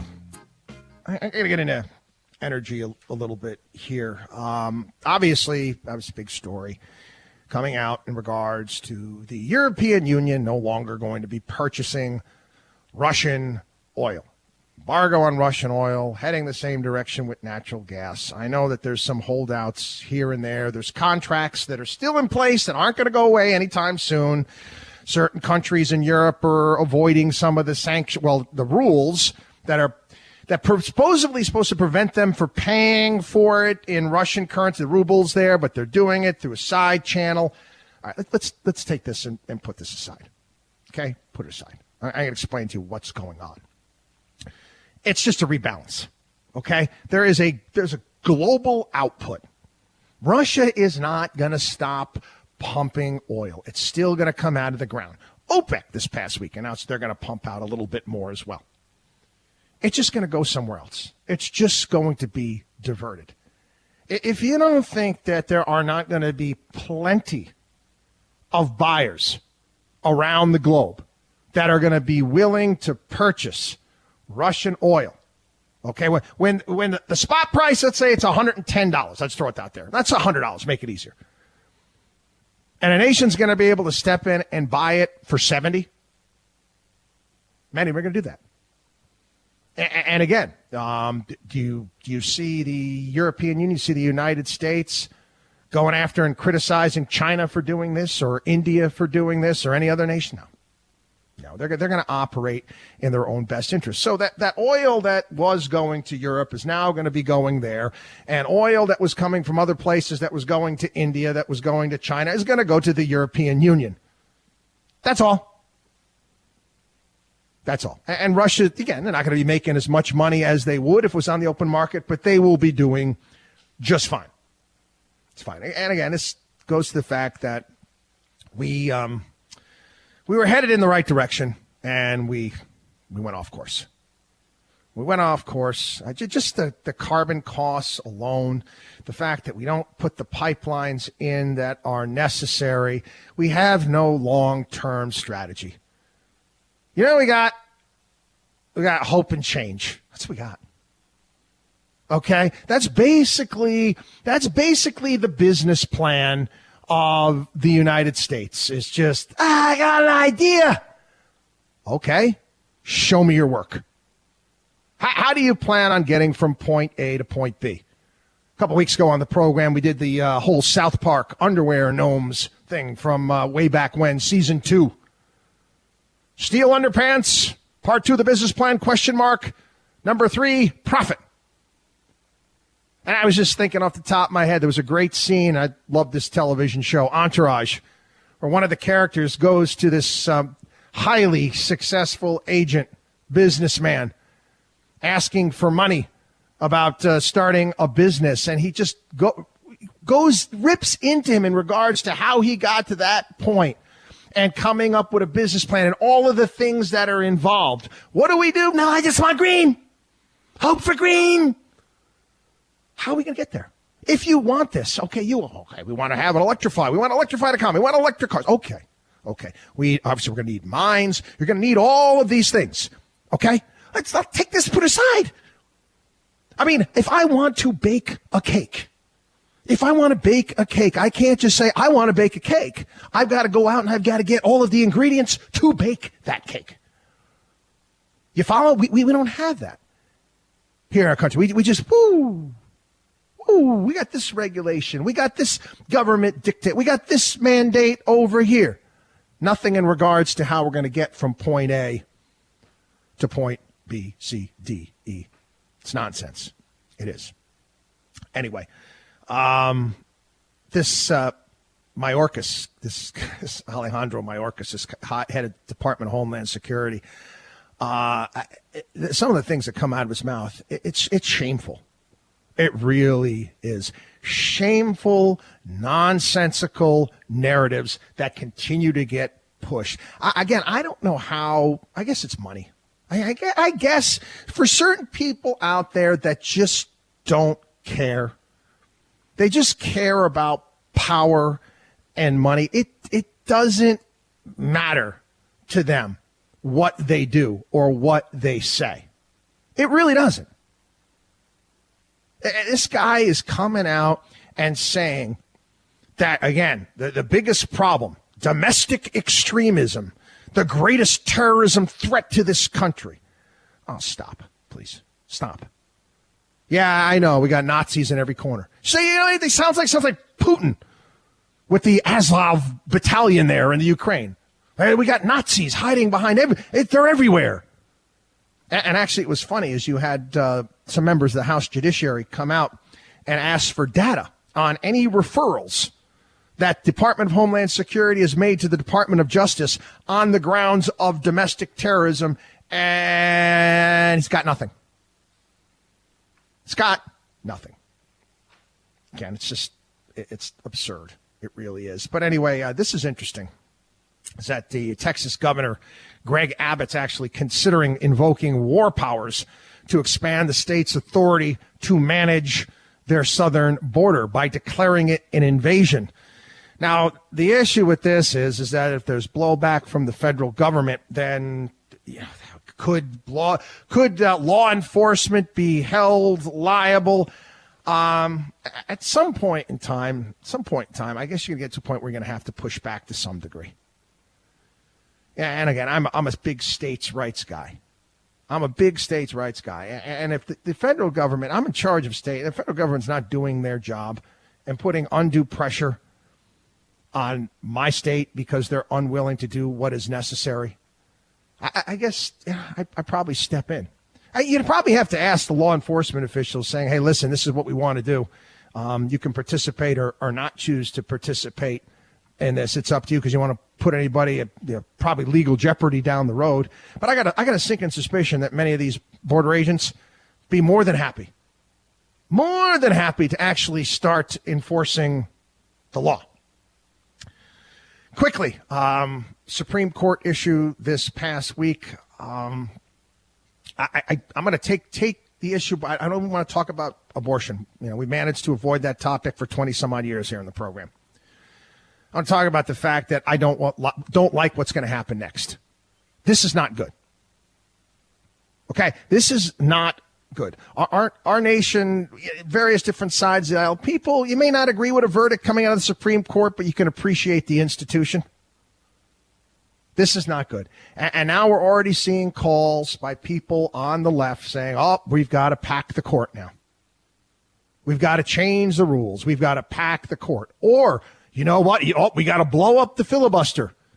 We got to get rid of the filibuster now so we can push through our abortion legislation to save us all. Not good. Okay? And honestly, I hope that they find this person, and this person most certainly needs to be prosecuted. Watchdog on wallstreet.com, Watchdog on wallstreet.com. Again, take advantage of all the great stuff that we have at our site, personal CFO program, podcast, you name it. Watchdog on wallstreet.com. We'll be back. Chris Markowski is the Watchdog on Wall Street. For the sake of all those times.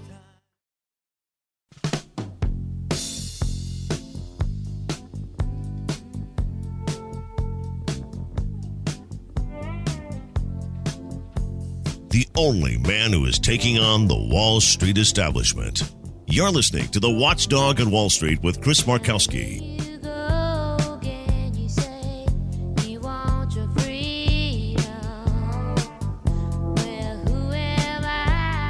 Welcome back, everybody. It is the Watchdog on Wall Street radio show. He's honored to have you tuned into the program. It's a place we take the liars, the crooks, the cheats out behind the woodshed, give them a bit of a beat down.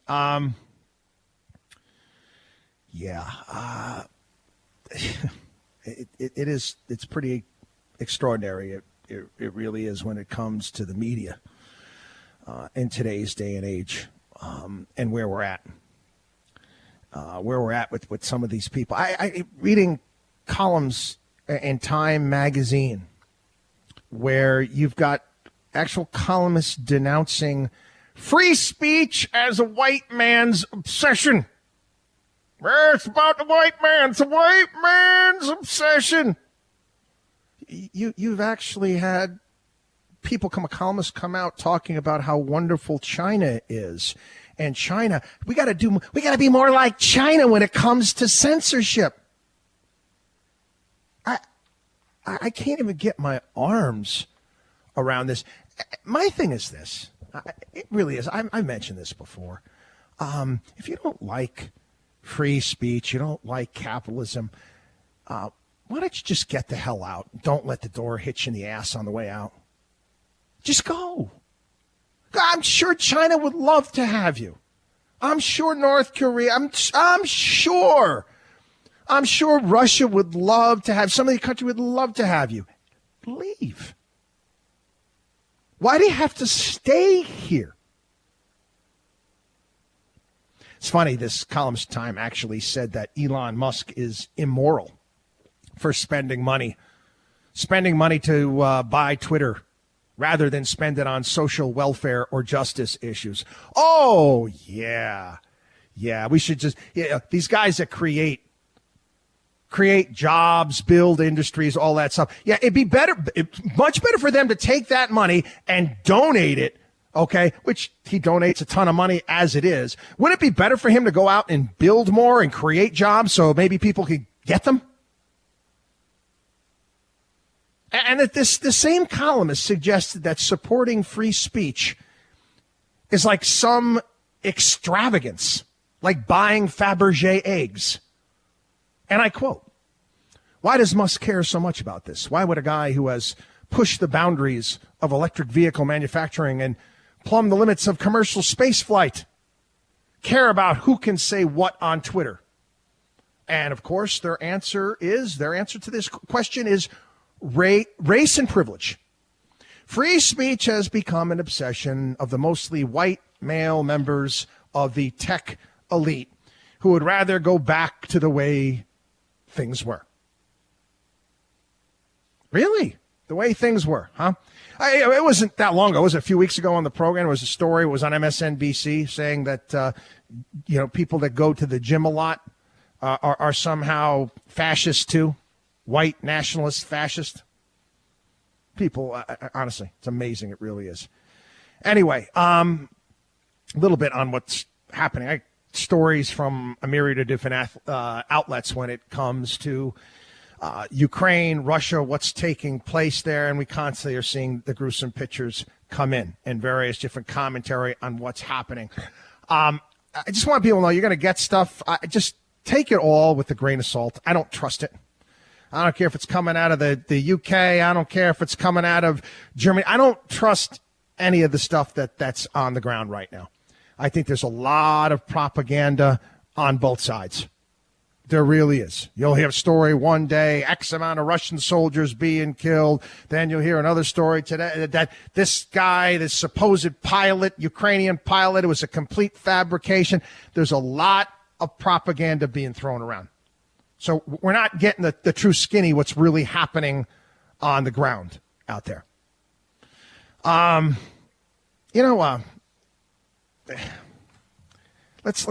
talk about a little bit this disinformation thing here. Mayorkas. Mayorkas, and he's got this character here, this disinformation bureau that they're putting together here, disinformation governance board with this truth ministry nonsense. I thought it was satire. I really did. I thought this wasn't real. I said, how could this be real? How could they think that this is something that is necessary, should be done? This is insane. And that did you see that video of that woman that they put in charge? Did you? She frightens me. Honestly, I don't frighten her. She scares the crap out of me. You know what she reminded me of? And this is I don't usually sub-reference Harry Potter. But I thought about it. Do you remember that character? It was. I actually looked it up because I couldn't remember the name. Dolores Umbridge, one of the antagonists in Harry Potter. A little bit later on down the line, just creepy as creepy could be. Yeah, dude, where's my country? What the hell happened to it? Disinformation Bureau? Have we lost our mind? Anyway, Watchdog on WallStreet.com. Watchdog on WallStreet.com. Lot more. Don't go anywhere. I don't care.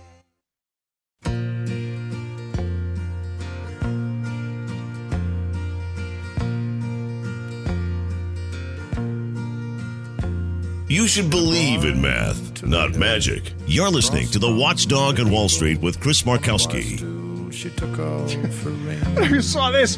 All these CEOs of these banks at the shareholder meetings, boy, they're getting it. They're getting it. You got a lot of people that are none too happy about their nonsensical woke agenda. Listen, I don't know. God bless you. I don't know how people do it. I wouldn't be able to survive corporate America today. At least many businesses out there. I've got friends, clients, you name it, working at major companies, and they basically, Chris, I just keep my head down. Just keep my head down. I said, the work from home thing is probably the best thing that happened to us because, you're walking around the office all the time, walking on eggshells. I don't get it. I really don't. There's just, you go to work, all right? That's your job. Whatever you want to do outside of work as far as being, socially active, certain causes that you have out there, that's fine. Don't bring it to the office. Don't bring it into the office. Don't put it on your employer. And if somebody in your office has a different opinion than you, then fine. Often you just walk away from conversations if you know that they're not going to go anywhere. And stop being so easily offended. But yeah, all these big bank CEOs with all of their ESG nonsense and all of their woke policies and hiring practices. And again, quite frankly, they're all unconstitutional. They are. They are all unconstitutional. Quite frankly, how you let kids into certain schools if you're following the rule of law. It's based upon what race you are? No, what do you mean? It's not grades? It's not merit? Why not? Isn't that what we're supposedly striving for? Isn't that how the world is supposed to work? Anyway, the New York case against Donald Trump is imploded. Just like we told you it would. Again, Donald Trump is in the real estate business. Okay? The real estate business is a lot like a fisherman saying, I caught a fish this big. They go to the banks and they tell everybody how awesome they are and how great. And look at the projects that we've developed. And this is what they're worth. And again, something is only worth what somebody else is willing to pay for it. That's all. Now, the bank can decide whether or not they should do their own due diligence to decide whether or not this assessments are correct. So they're coming out and want to go at Trump saying that he mischaracterized his real estate holdings and what the value is and what the worth is. Who cares? That's what real estate people do. And I want you to think about the resources that have been wasted. The resources that have been wasted on this case. They let every Tom, Dick, and Harry out of jail in New York, yet they're going to pursue something like this. Makes, 0 sense whatsoever. Anyway, got to take a break. Watchdog on wallstreet.com is our site. Again, I want to remind everybody, again, become part of the program here. This is what we do. The Markowski Investments Personal CFO Program, how to navigate financial storms, corrections, volatility, discern the difference between conventional wisdom of the day, the reality of the terrain, and have the ability to work with us, our accountants, and our lawyers, and we help you handle your entire financial picture. Watchdog on wallstreet.com, watchdog on wallstreet.com. We'll be back. You're listening to the Watchdog on Wall Street.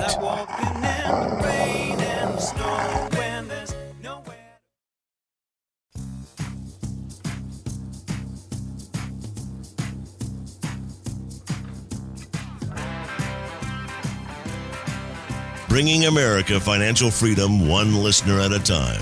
You're listening to the Watchdog on Wall Street with Chris Markowski.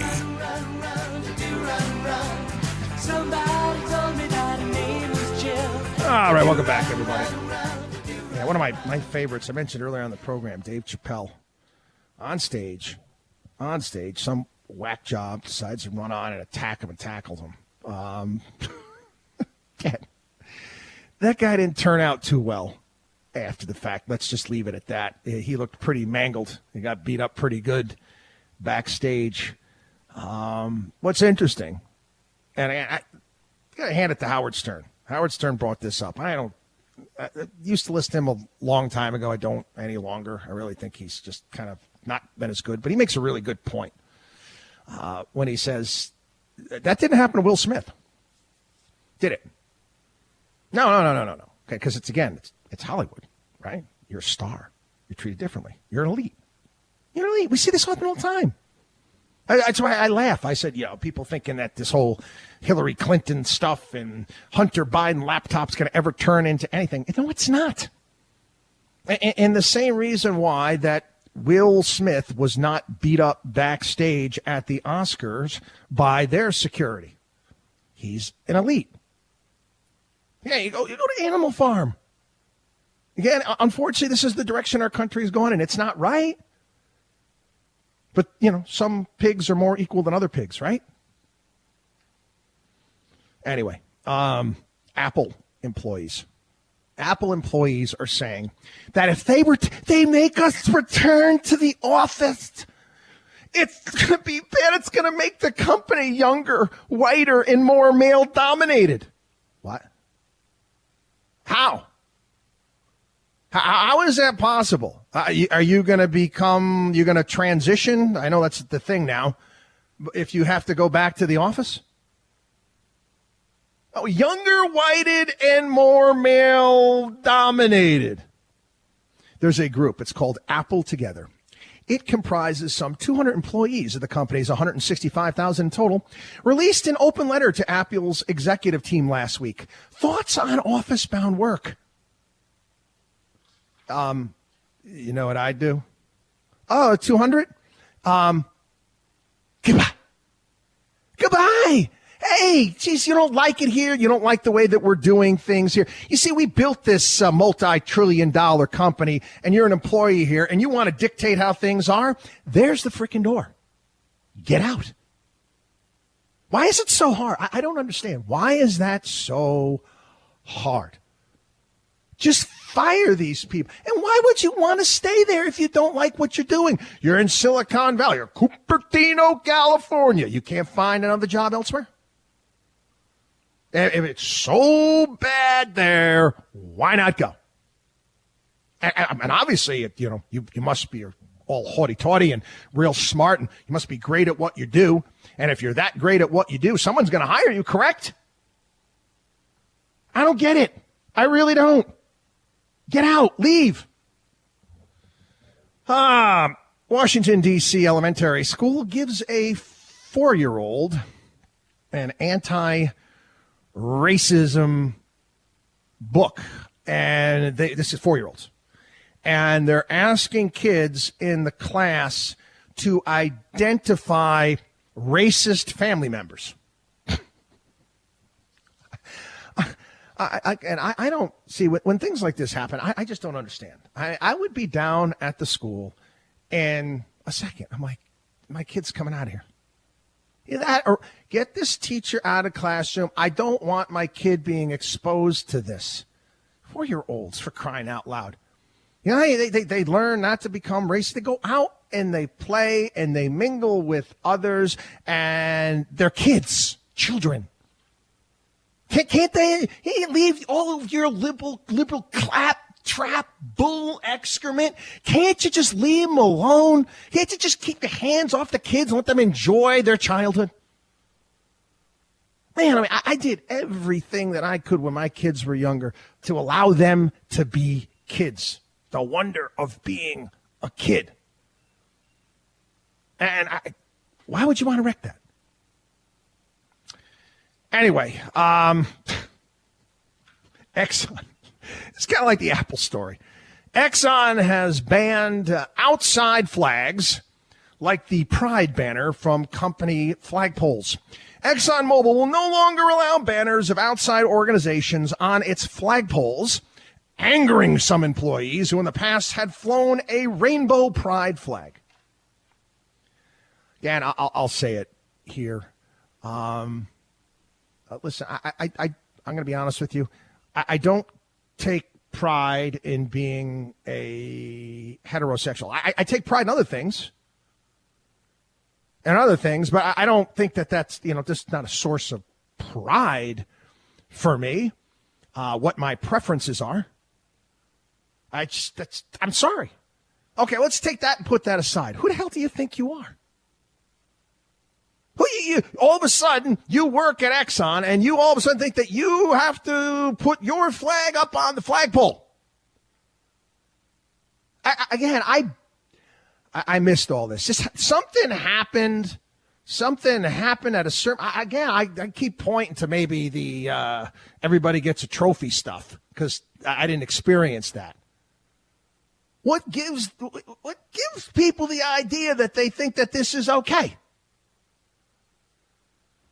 Anyway, I like this. This is out of the state of Florida. Florida Sheriff, Santa Rosa County Sheriff Bob Johnson, told residents that they're more than welcome to shoot burglars. That's right. He says somebody's breaking into your house, you're more than welcome to shoot them. And we prefer that you do it, actually. I got to love that. We got to bless the state of Florida for crying out loud. Anyway, guys, have a wonderful week. I'm kind of hoping that spring's going to break where I live around here, but then I take a look at the weather, trying to enjoy the weekend, and it looks like I'm going to get rained on again. But anyway, that's okay. That's okay. It's all right. God bless everybody. Have a wonderful, wonderful week. WatchdogOnWallStreet.com is our site. Become a part of the Watchdog on Wall Street family. Sign up for all of our stuff there. WatchdogOnWallStreet.com. We'll see you. Chris Markowski is the Watchdog on Wall Street.